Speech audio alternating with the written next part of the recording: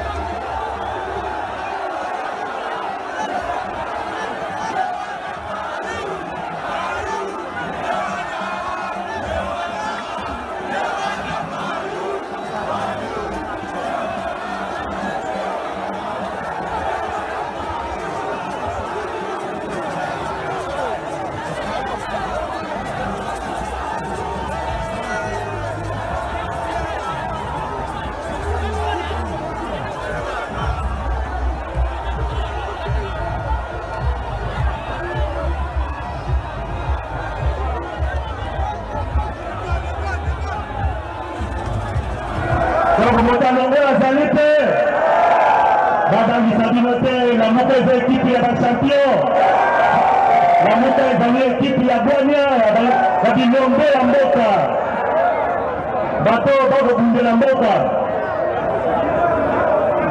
Demba pe azana biso ya tei te mobopela champion Demba moboko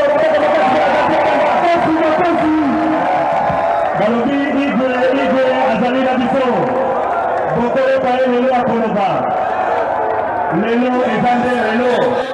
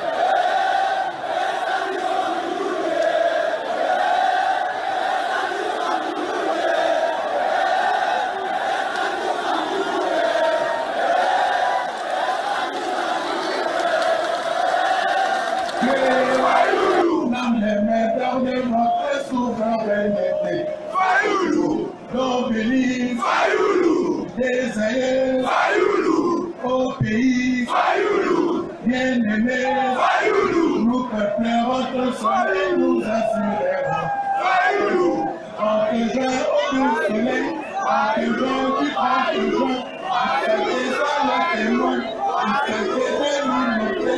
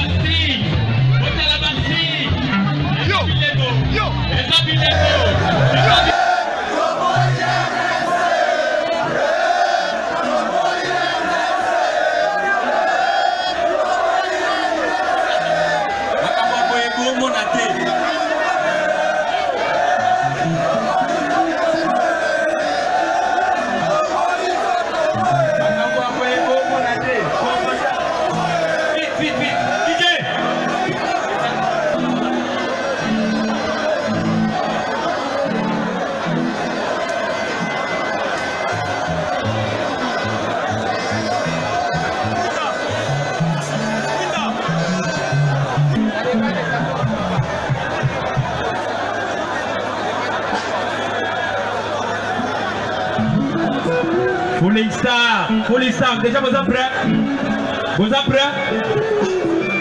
Vous êtes allés sur les colons, vous êtes allés les couleurs. Vous êtes assis que pouvoir.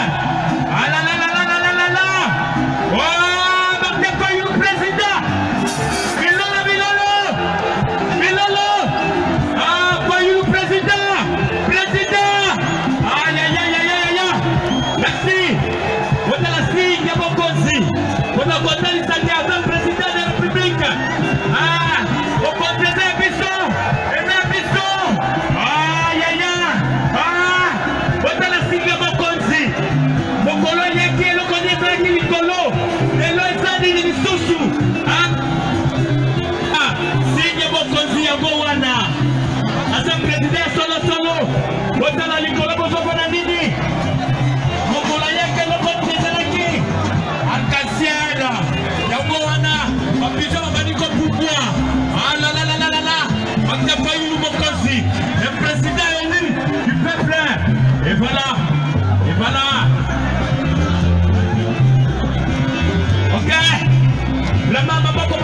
maboko pour la Martin Fayulu. Oh là là là là là là.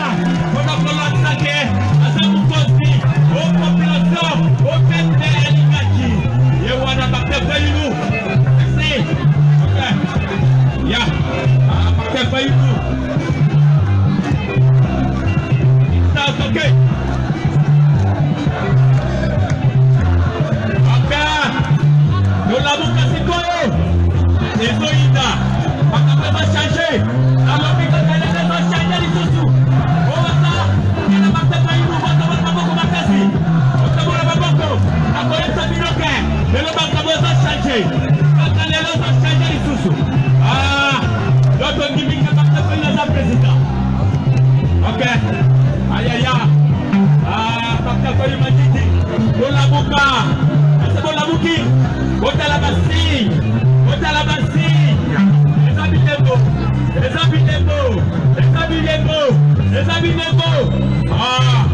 Oh là là là là là là là là.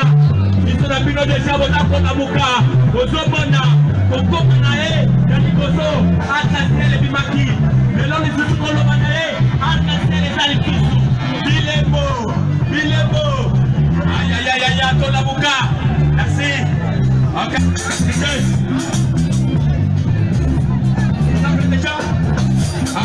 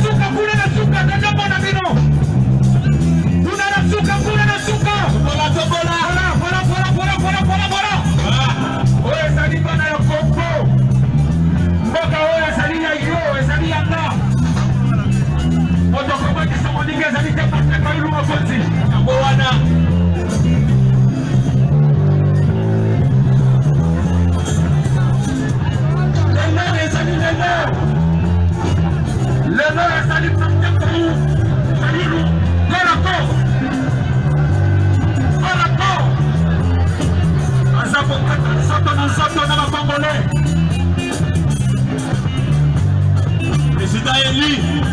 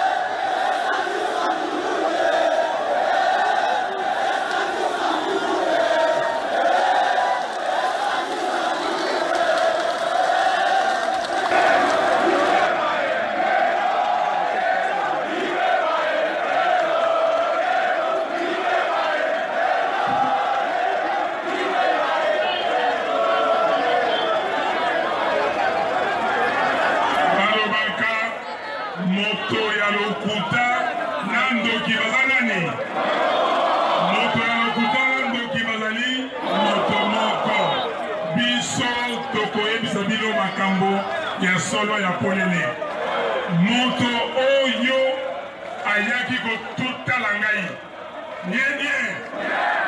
nye boyoka naloba verité boyoka pardon tosengi vérité des urnes eza boye te bosolo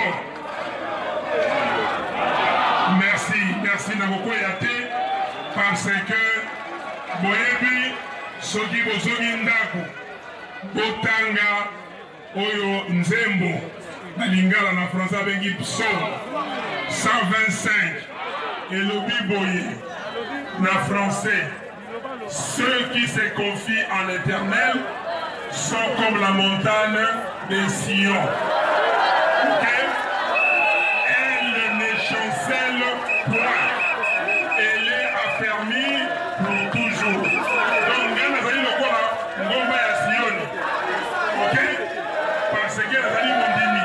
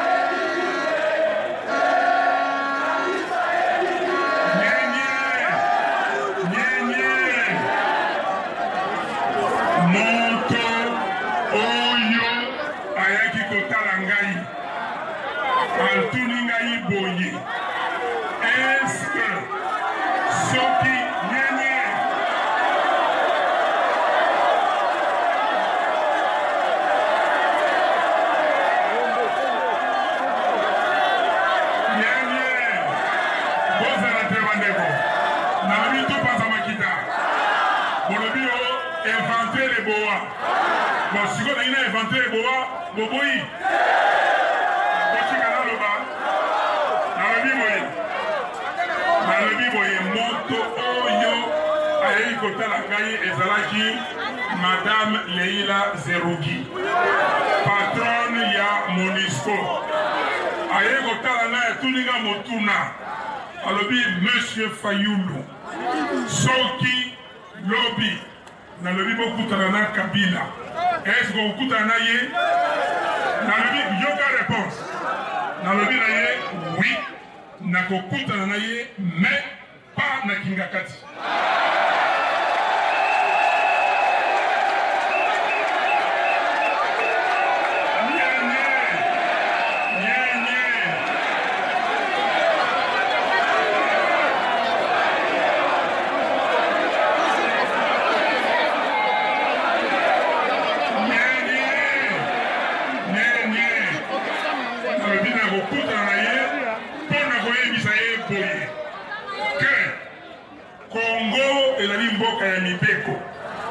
Biso na lamuka pouvoir autosui ezali pona kosala ete mibeko ya l'État etosama moto abuka yango te mais ye bakomi na kati ya constitution azali sénateur à vie ekozala ndenge wana tokola na mobeko wana ekomi na mobeko ya l'État bazwaki na parlement balobi ke basali statut ya ba ancien chef d'État tokolanda yango ali mobeko ya l'État kuyoki ngai nakokutana na ye mpo nayebisa ye ete awa biso ezali makambo ya revanche te o babetaki Fayulu lisasi lobi alandela bato te o basalaki ye mabe lobi alandela bato te eza boye te tokosala makambo ya mboka tokobongisa mboka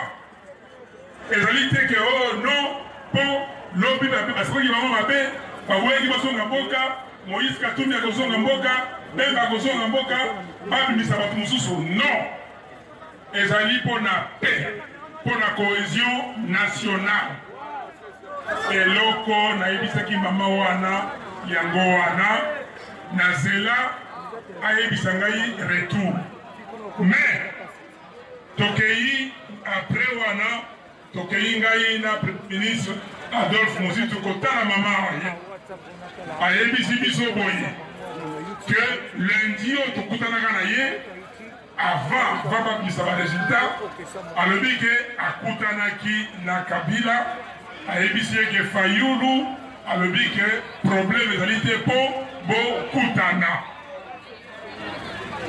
ti lelo oyo na ye nazwi bato mibale bayepai na ngai na ndako balobi na ngai boye bato no bakongolais balobi boye nye bato wana bazali bakamarade yoka batangaka kombo kaka boye te nye balobi boye Kabila na bato nyonso bayebi ke yo moto gagné mais bazali kobanga balobi yo ozali moto ya matata mais kimatata na yo na nsima mpe bazali wana na nsima Katumbi azali wana na nsima Bosdito azali wana na nsima Mbusa azali wana bino nyonso bato ya makasi azali kobanga nayebisi ye abanga te na likambo ya mibeko ya leta tolobi ke nous voulons bâtir nation digne et prospère. Nation digne, on doit commencer d'abord par respecter la loi et la constitution. Ça vous été la Bible est kobanga te soki ayebi ke ngai moto na ganyaki soko otie mwinda bato yango te po babomba ngo na se eza boye te bafumu bazali awa bayebi makambo wana bayebi makambo wana mwinda batiaka ngo na se te okotia yango soki molili ekoti opelisi yango mais soki molili ekoki te ndenge toza boye toza na besoin mwinda est-ce que toza na besoin mwinda ndenge toza boye mpo na nini parce que c'est la vérité, c'est la lumière qui est là eza boye te donc bato wana baye balobi ke Kabila alingi kokutana nayebisi bango je suis prêt nasolola ndenge nalobaki na madame Zerugi nakoyebisa ndenge wana donc j'attends bakende ti lelo oyo toyokani bato oyo balobaki o Fayulu akendeki kotraite na Kabila akendeki kosala boye ezali lokuta ezali lokuta monene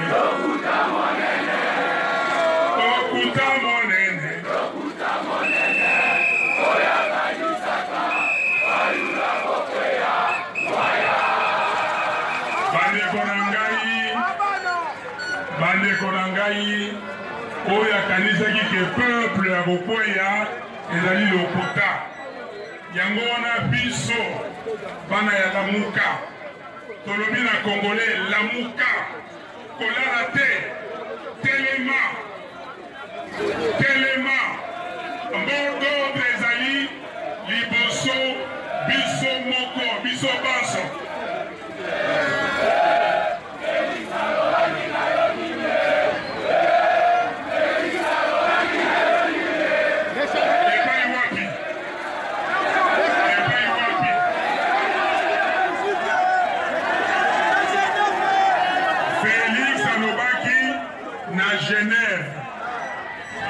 na Genève, à Lobaki, le 11 novembre 2018. Désormais, le changement c'est... Alors, Bino Boyebi Yango, Bino Mogo Bosani Yango, Bondimi Yango, Tosani Toboya. Est-ce que Toboya? Le changement c'est Fayulu. Fayulu va conduire le peuple. Tokobunda, Biso, Tokosalate, Dengue, pour Baliebi Mibe côté, Bayebi Bomotote, Tokolanda Nzela, Tozala Nzela Wana, Nayebi Sibino programme, Tozali Kokene na Union africaine, Tozali Kokene na instance qui a ONU, na Genève. Tozali kokotisa dossier eloko wana non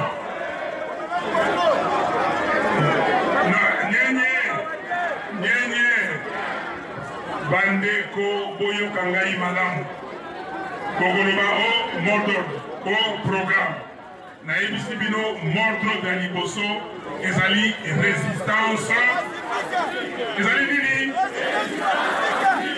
organisez-vous na quartier na village na commune ok na district na province na ndako na yo na musala lokosala organisez-vous pour la résistance wana et salema de temps en temps tokoya na ba mouvement collectif ba action collective oyo tokosala na lobi boye na kokende pe na ba province na kokende na province yango wana ndenge nazali awa naza kopesa bandeko oyo surtout ya Beni ya Butembo les grands résistants betela bango maboko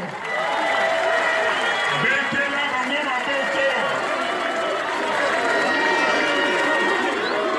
bandeko ya yumbi moto moko akoki kobosana bino te ngai nakoki kobosana mwana ya Kongo moko te oyo bavotaki ngai 62% na oyo bavote ngai te nyonso ezali bana ya nani Kongo ezali mboka moko Kongo ezali mboka bandeko oyo baye ono bengana bato oyo sala boye bolanda makambo wana te tala makambo elekaki kuna na Kasai central kamwana sapo bato bakufi bamoyi bandeko na biso ebele mais bato oyo basala makambo wana ti lelo toza koluka bango.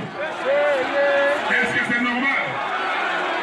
Bato bakena kikwit balobi oyo no bimisa mais babimisa nani baza ko-instrumentalize bato po bakotisa conflit kolanda bango te bazali bato mabe balingi Kongo ekufa balingi Kongo ekufa alors moto oyo aza kotutisa bandeko mito est-ce que aza moto malamu? Mais le mal profite à qui? Le mal profite à qui? Makambo oyo Kabila uti kosala lelo yo anome bato ya nome mais sikoyo changement yango wana changement ekosala bandenge nini? Voilà bandeko na ngai na pokwa nyonso avant olala tia mabolongo na se sambela nzambe oyo alokotaka na se akombola likolo nzambe alokotinga na se akombolenga likolo alobi kamba bana ya Kongo aza monene te balobi na biso boye lobi mokolo ya yenga tokokela ndaka nzambe bana bandeko na ngai na kosukisa wana boyoka likambo oyo tokokende na ndoko ya nzambe ezali mpona koyoka mateya tokokela na ndako ya nzambe oyo batangaka bibilia oyo batangaka Coran oyo batangaka babuku ya nzambe ezali likambo ya verite mwana Yesu akufaki okuluse nsima mikolo misato asekwe eza nani verite yango wana alors loba na moto nyonso ke tokoki kotonga mboka te na lokuta tokotonga mboka kaka na tokotonga mboka na nini yango wana il faut tolandela verite ya urne bandeko misusu bamboka misusu basali basanza mitano motoba mpona koluka verite ya urne biso il faut tokende mosika tosala verite wana toyokani tokopesa merci mingi na banganga nzambe na biso na baobservateur na bango ya Senko esali musala betela Senko maboko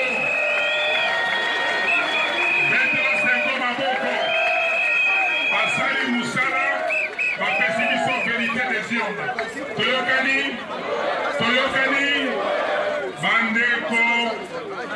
bandeko babolingo bana ya Congo toza na mboka kitoko mboka elengi mboka somi biloko nyonso ezali soki biso moko tobongisi mboka te moto moko te akoya kobongisa ngo eza boye te lokumu ezonga na Nzambe bozonga malamu merci mingi kotumba na moto te